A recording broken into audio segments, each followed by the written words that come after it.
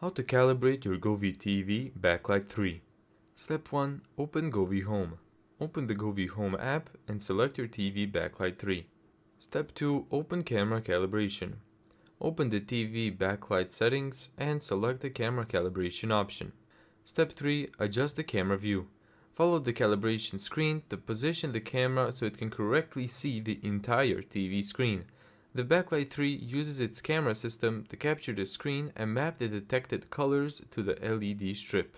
Step 4. Complete camera calibration. Follow the on-screen instructions and confirm the camera calibration when the app indicates that the screen is correctly detected.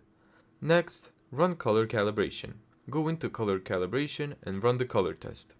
Govee's current Backlight 3 documentation specifically lists camera calibration and color calibration as the calibration process. Thank you so much for watching this video. If you found this tutorial helpful, make sure to give it a thumbs up and subscribe.